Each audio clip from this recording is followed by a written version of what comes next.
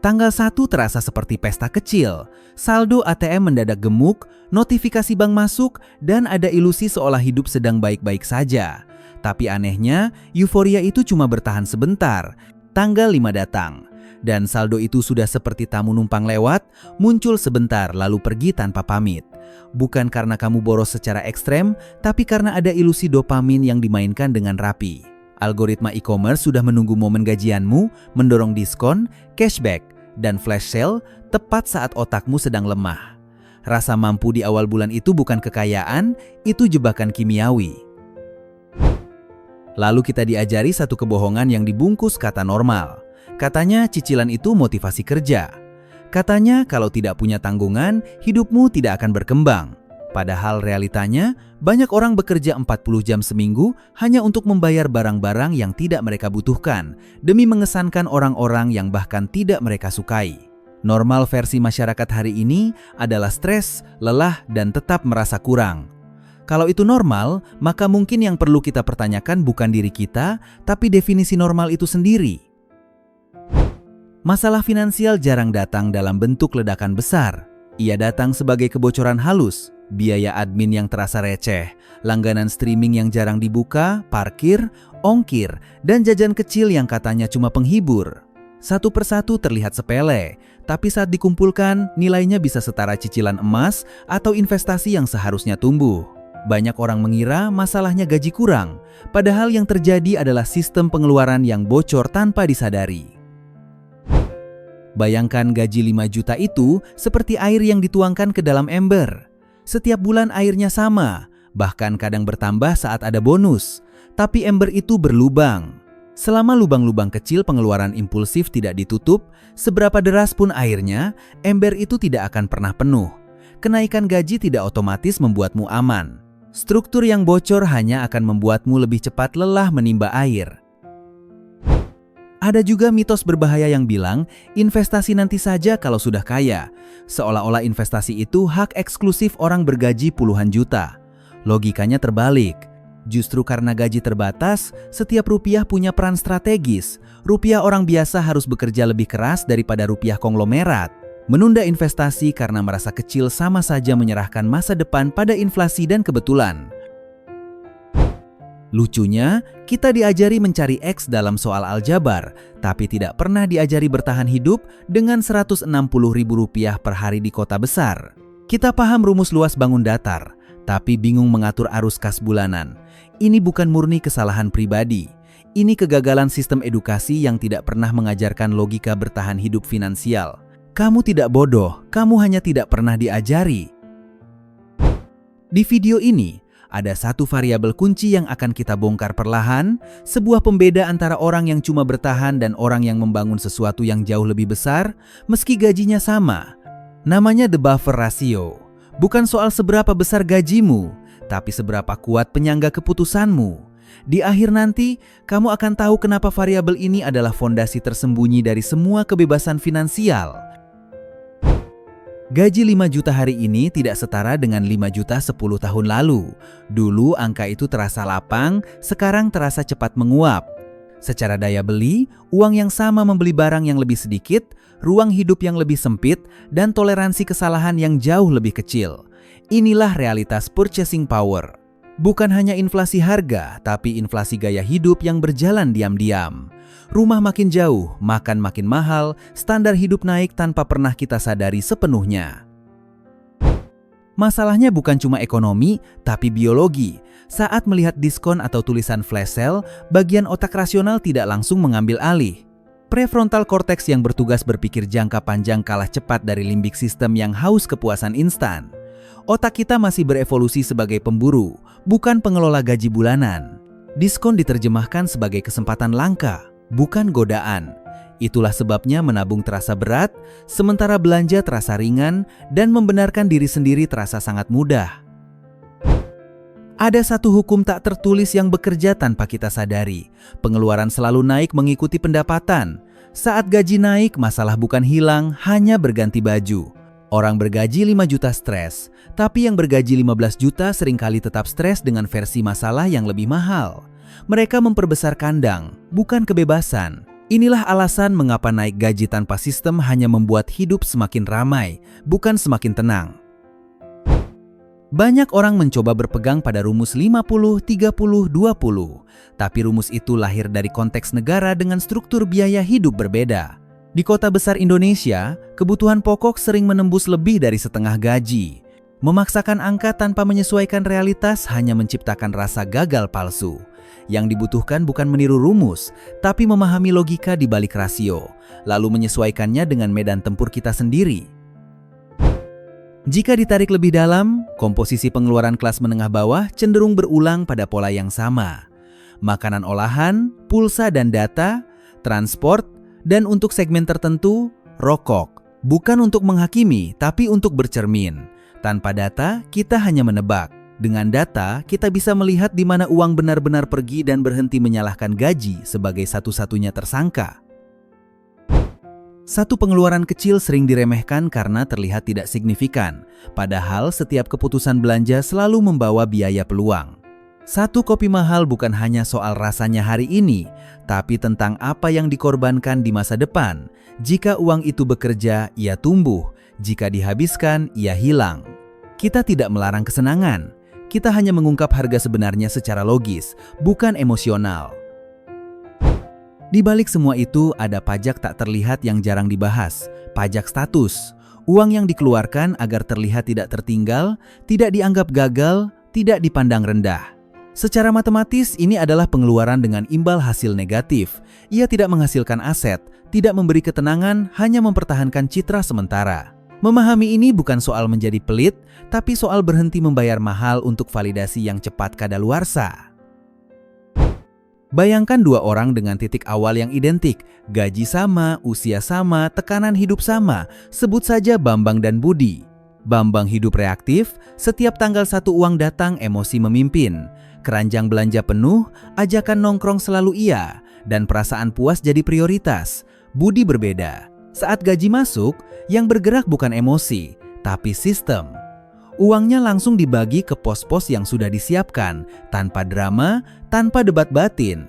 Mereka tidak berbeda secara nasib, mereka berbeda secara desain. Di bulan pertama, perbedaannya tampak sepele.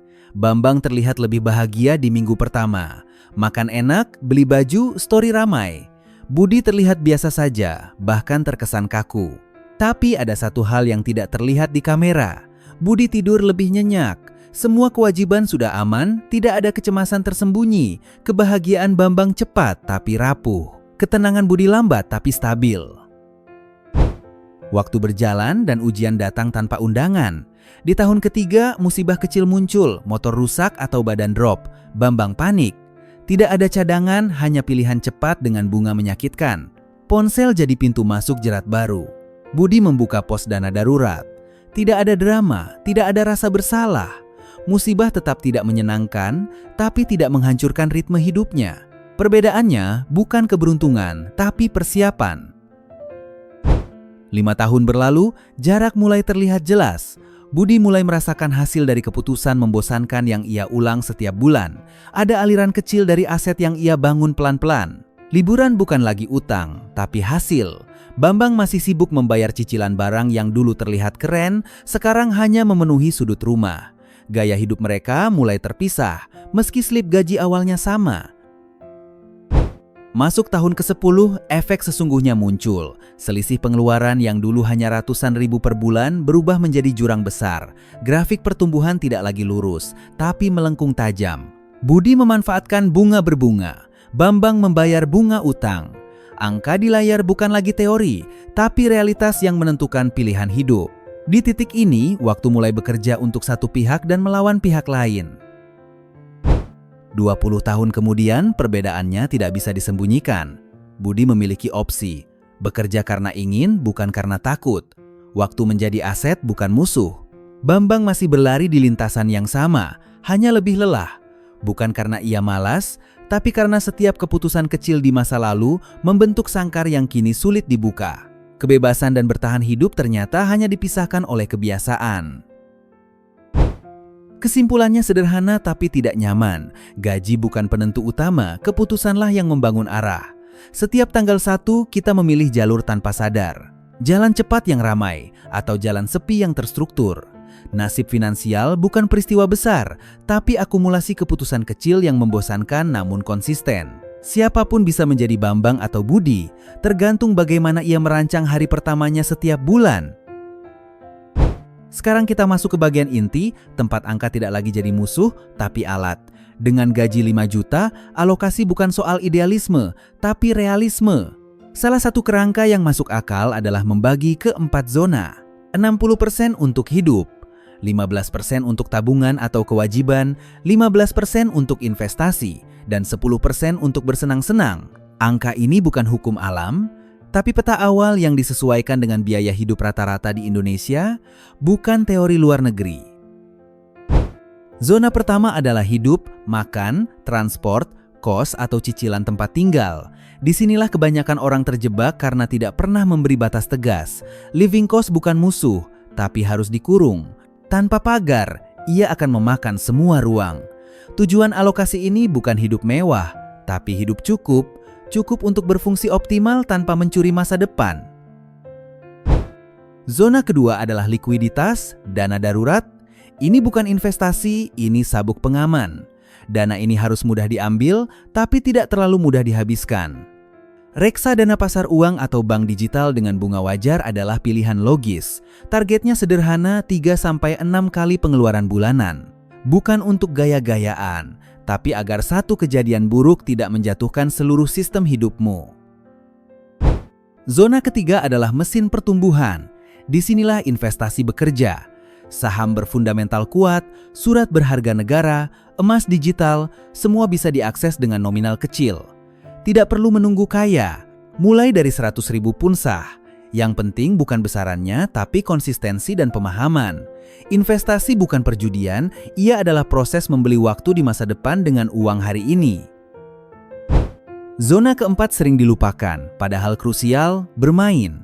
Hidup tanpa jeda hanya menciptakan kelelahan laten. Disinilah metode sinking fund bekerja. Liburan bukan pengeluaran dadakan, tapi rencana. Biaya dibagi ke 12 bulan, disimpan di pos khusus. Saat liburan datang, tidak ada rasa bersalah karena uangnya memang sudah disiapkan. Disiplin dan kesenangan tidak harus saling memusuhi. Di luar itu, ada potongan yang sering dianggap hilang begitu saja. Pajak dan iuran. Padahal sebagian adalah investasi paksa. PPA, BPJS Kesehatan dan Ketenagakerjaan memberi perlindungan jangka panjang yang sering diremehkan. Memahaminya membuat kita berhenti melihat slip gaji sebagai pemotongan, tapi sebagai struktur pengaman yang bekerja diam-diam. Terakhir, semua keputusan ini harus mengikuti satu algoritma sederhana. Jika ada uang sisa, utang berbunga tinggi dibereskan dulu. Lalu perkuat dana darurat. Setelah itu, lindungi risiko dasar, baru kemudian memperbesar investasi. Ini bukan opini, ini urutan logis. Menghafal alur ini lebih penting daripada menghafal produk. Karena dengan alur yang benar, uang kecil pun bisa bergerak efisien dan terarah. Ada satu kebiasaan yang terlihat aman, tapi diam-diam merusak. Menyimpan uang di tabungan konvensional dan merasa sudah disiplin. Padahal uang itu tidak tumbuh, justru menyusut pelan-pelan. Inflasi dan biaya admin bekerja setiap hari tanpa kita sadari. Tabungan bukan tempat membesarkan uang, ia hanya tempat parkir sementara. Jika uang dibiarkan terlalu lama di sana, nilainya dikikis tanpa perlawanan. Lalu ada konsep self-reward yang sering disalahgunakan. Setiap lelah sedikit, harus ada hadiah. Setiap target kecil tercapai, harus ada pembelian. Padahal kita bukan mesin yang rusak tanpa camilan. Hadiah terbaik dari kerja keras bukan barang yang habis dalam hitungan menit, tapi rasa aman yang bertahan puluhan tahun. Memanjakan diri tanpa struktur hanya menukar masa depan dengan dopamin sesaat. Tidak semua pengeluaran atas nama belajar adalah investasi. Banyak seminar dan kelas online menjual mimpi, bukan keterampilan. Foto mobil mewah dan jam mahal dijadikan bukti keberhasilan, bukan kompetensi. Investasi ilmu yang sehat selalu punya hubungan jelas dengan peningkatan kemampuan dan penghasilan. Jika ilmunya tidak bisa diuji atau diterapkan, kemungkinan besar yang dibeli bukan pengetahuan, tapi harapan kosong. Ada juga barang murah yang sebenarnya mahal. Membeli sepatu murah yang cepat rusak memaksa kita membeli ulang berkali-kali.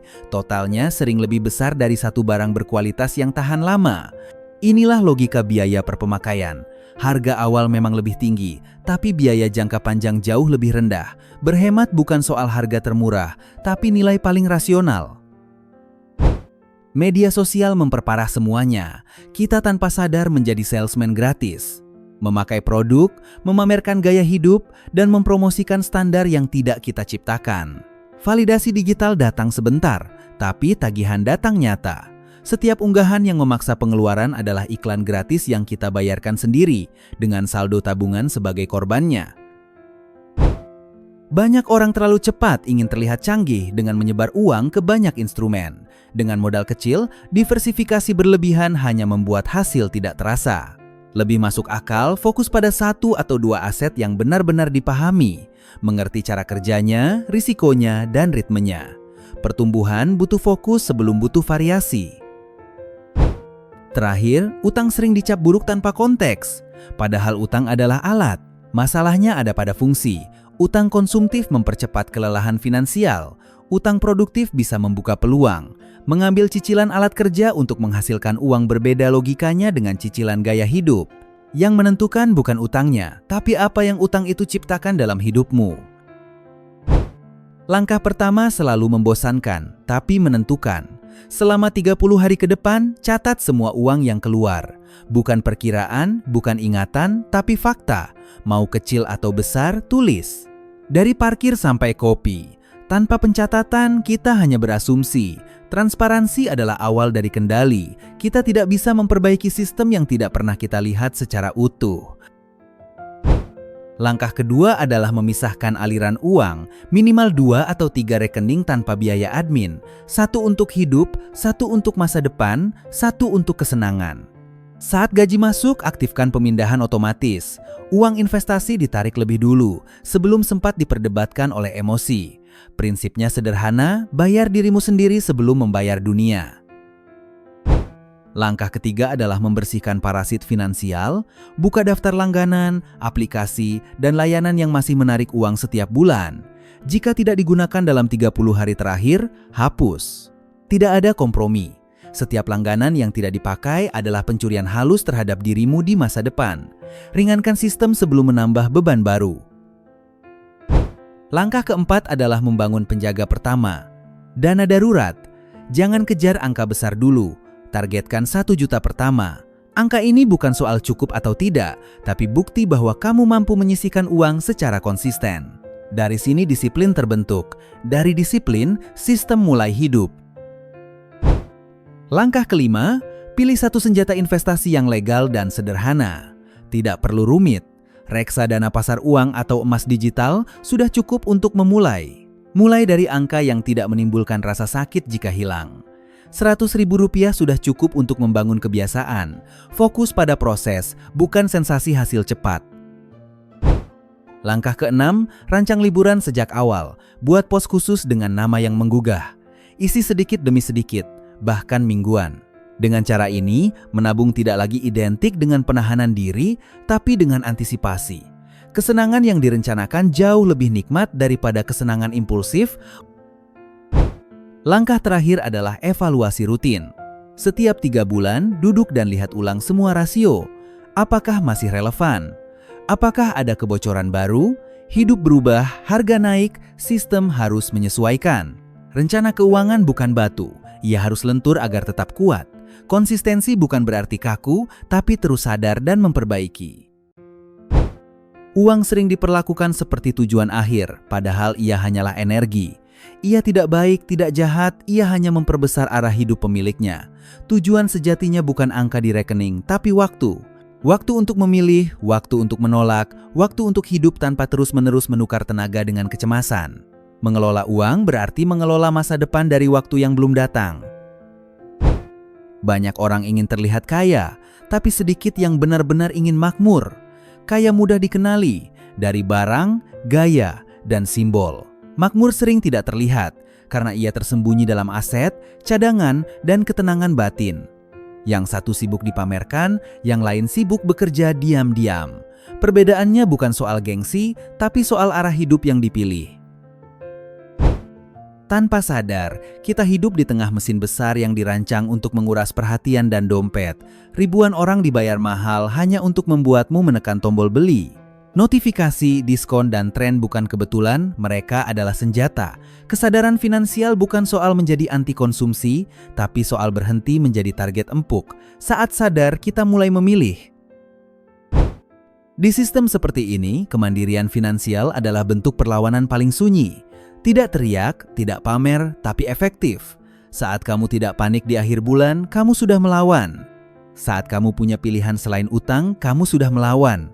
Saat keputusanmu tidak dikendalikan saldo harian, kamu sudah menang satu ronde melawan sistem yang ingin kamu selalu kekurangan. Untuk kamu yang hari ini bergaji 5 juta, pahami satu hal penting. Ini bukan posisi lemah, ini lantai dasar. Jika kamu bisa mengelola angka ini dengan logika dan disiplin, kamu sedang membangun karakter finansial yang langka. Saat penghasilan naik, sistemmu sudah siap. Orang gagal bukan saat kecil, tapi saat besar tanpa fondasi. Karakter tidak dibangun saat hidup mudah. Ia ditempa saat pilihan terasa sempit. Mengatur gaji pas-pasan melatih otot keputusan, kesabaran, dan logika. Itu modal yang tidak bisa dibeli saat uang sudah banyak. Mereka yang kuat di masa sempit akan berbahaya di masa lapang. Uang mungkin tidak bisa membeli kebahagiaan, tapi uang yang dikelola dengan logika memberimu kebebasan untuk memilih jalan kebahagiaanmu sendiri. Sekarang giliran kamu. Dari semua pengeluaran bulanan, mana yang paling sulit kamu lepaskan? Tulis di kolom komentar. Kita bedah bersama, mana yang benar-benar kebutuhan dan mana yang hanya keinginan yang menyamar. Kalau narasi ini relevan dengan kondisi kamu hari ini, bantu channel Duitmology dengan satu klik sederhana. Tekan tombol like agar video ini menjangkau lebih banyak orang yang sedang berjuang mengatur gaji. Subscribe supaya kamu tidak ketinggalan pembahasan logis tentang uang, dan aktifkan lonceng notifikasi agar setiap insight baru langsung sampai ke kamu. Jangan lupa tulis pendapatmu di kolom komentar, karena diskusi di bawah seringkali lebih berharga daripada videonya sendiri.